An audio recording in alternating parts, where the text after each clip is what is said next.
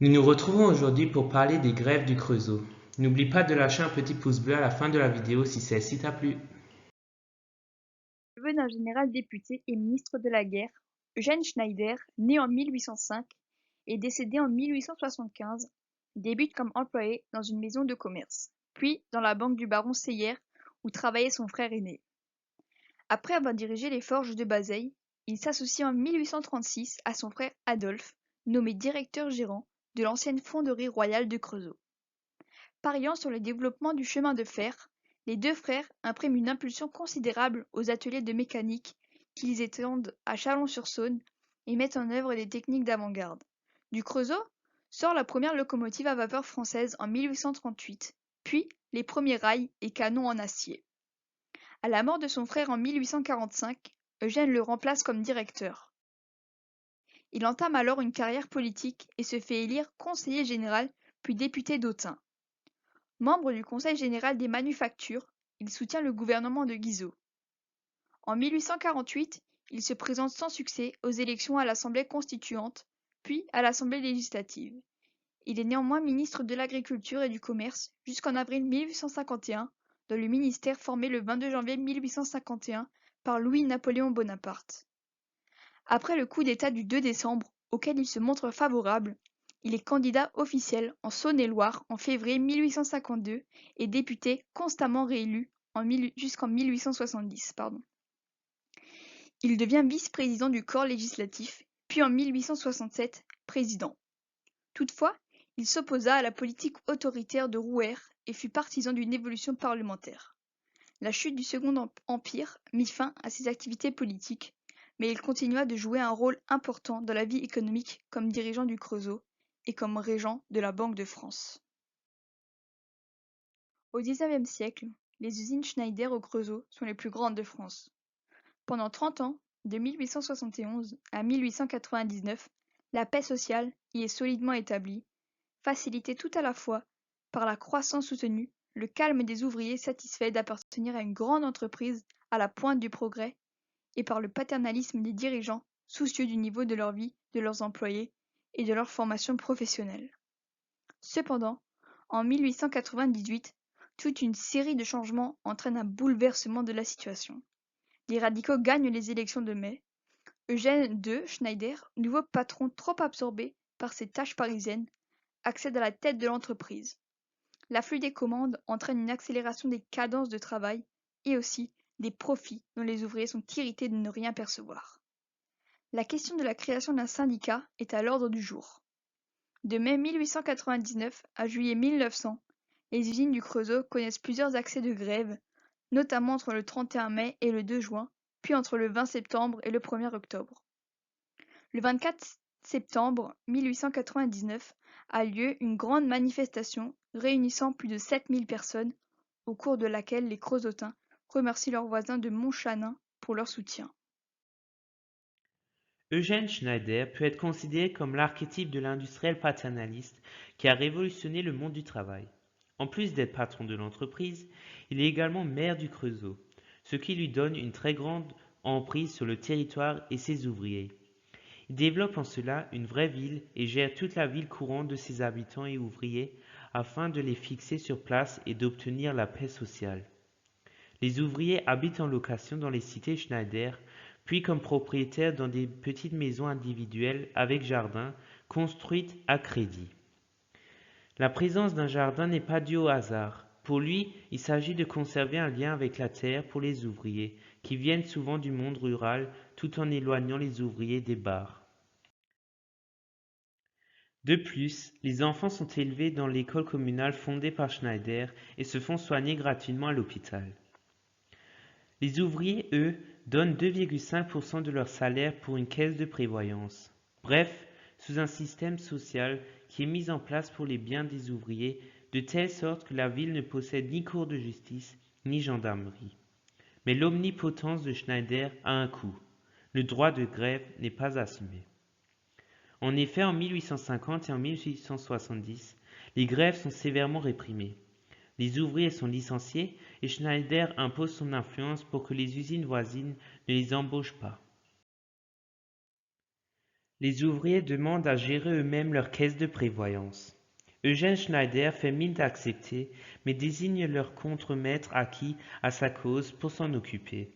De plus, le journal de centre droit, Le Progrès de la Côte d'Or, dénonce une infantilisation des ouvriers. La grève est donc décidée. Schneider reçoit des ouvriers à la table des négociations. Les ouvriers exposent 3 revendications: la gestion de la caisse pour les ouvriers, la réintégration des ouvriers renvoyés, mais aussi le renvoi de l'un des contremaîtres de la maison. Les ouvriers déclarent donc la grève. En effet, ils sont très peu payés. Par exemple, un mineur qui travaille 8 heures dans la journée gagne seulement 5 francs. Ou encore les enfants qui commencent à travailler, eux, ne gagnent que 2 francs 25.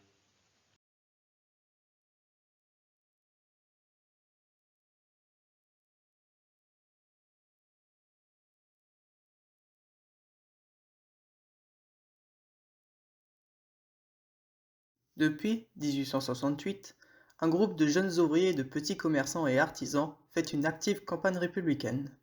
Aux élections de 1869, il soutient, contre Eugène Schneider, un candidat bourgeois mais libéral qui obtient 800 voix au Creusot, alors qu'au scrutin de 1863, le maître de forge avait été élu à l'unanimité. Pour se venger, Schneider licencie 200 ouvriers soupçonnés d'avoir voté contre lui. En décembre 1869, les ouvriers revendiquent la gérance de la caisse de secours. Schneider organise un référendum. Une forte majorité se prononce pour la gestion ouvrière. Le 17 janvier, les ouvriers élisent un ajusteur, Adolphe Assy, président d'un comité provisoire chargé de gérer la caisse. Le 19 janvier, Assy et ses 2 assesseurs sont renvoyés. Aussitôt, les ouvriers se mettent en grève. Le 21 janvier, la direction décide un lock-out général, c'est-à-dire la fermeture des usines, et le préfet fait venir 3000 soldats au Creusot. Eugène Schneider appelle à la reprise du travail, les ouvriers trompés, selon ses termes, par quelques meneurs étrangers au Creusot. Le 24 janvier, aussi rapidement qu'elle avait éclaté, la grève se termine. Ce n'est que partie remise. Dès le 21 mars, les 1500 mineurs du bassin du Creusot se mettent en grève pour protester contre une baisse de leur salaire. Ils avaient soutenu, sans y participer, le mouvement des ouvriers de janvier. Ce manque de coordination est une faiblesse dont Schneider tire parti. Dès le 23, il reçoit le concours de 3 régiments. Les grévistes se rendent en cortège dans la localité voisine de Montchanin où ils font cesser le travail. Les soldats les poursuivent dans les bois et procèdent à 14 arrestations. Le 24 mars, un comité de grève est formé qui formule les revendications. Il est décapité par des arrestations et aussitôt reconstitué. Benoît Malon, envoyé par l'Internationale, prend la direction du mouvement. Schneider repousse toutes les revendications. Ce refus brutal renforce la combativité des grévistes. Ils sont soutenus par l'action énergique des femmes qui incitent les quelques non-grévistes à cesser le travail. Les gendarmes en arrêtent une, ses compagnes la délivrent. Elle récidive le lendemain. Pour protester contre l'arrestation de 3 d'entre elles, elles déposent leurs jeunes enfants devant les gendarmes en criant « Arrêtez-nous et nourrissez-les ». Puis, elles se massent devant le train qui emmenait les prisonnières à Autun pour y être jugées. Elles obtiennent leur libération. Les grévistes tiennent grâce aux souscriptions qui arrivent de sections de l'Internationale de toute la France. La pression patronale et gouvernementale s'accentue. Assy doit se cacher. Eugène Varlin, de passage au Creusot, jette les bases d'une section de l'Internationale. Le 25 avril, 25 grévistes comparaissent devant le tribunal correctionnel d'Autun qui prononce des peines de prison allant de 18 mois à 3 ans. Une centaine de mineurs sont licenciés. Face à cette sévère répression, des mineurs de plus en plus nombreux reprennent le travail. Le comité appelle à cesser la grève. Les grèves de février et mars 70 n'ont pas abouti à la satisfaction des revendications, mais elles auront une grande influence sur l'avenir du mouvement ouvrier dans toute la France. Au Creusot, elles auront des suites après la chute de l'Empire et au moment de la Commune de Paris. Le procureur salue l'action sociale des Schneider au Creusot. Je cite. « Une administration modèle a tenu à honneur de porter le taux des salaires à sa plus haute expression. Il n'y a pas lutte entre le capital et le travail, ce sont seulement des ouvriers qui luttent entre eux pour désorganiser le travail qui répand des flots d'or dans le pays. Vous avez été ingrat envers cette admirable administration qui a fait du Creusot un lieu de bien-être, une école de science et de moralité. » Le verdict final représente un total de 298 mois de prison. Benoît Malon décrit l'ambiance à l'annonce du verdict. Je cite. « Les condamnés restent seuls, impassibles. tout le monde se regarde.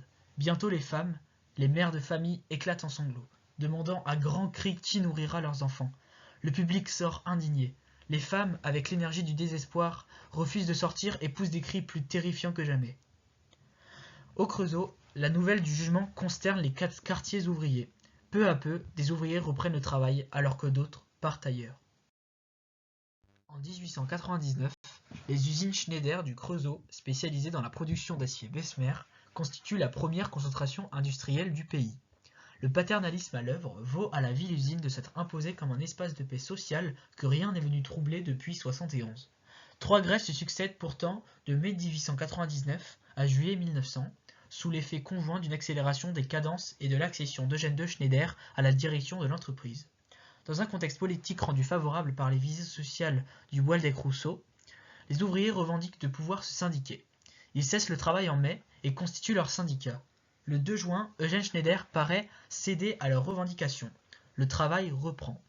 Comme les promesses ayant conduit à la reprise n'ont pas été tenues, la grève reprend le 20 septembre pour, je cite, « la reconnaissance du syndicat, la liberté de conscience et la suppression de la police occulte ». Une sentence arbitrale signée le 7 octobre 1999 donne gain de cause aux grévistes qui défilent victorieusement dans les rues du Creusot.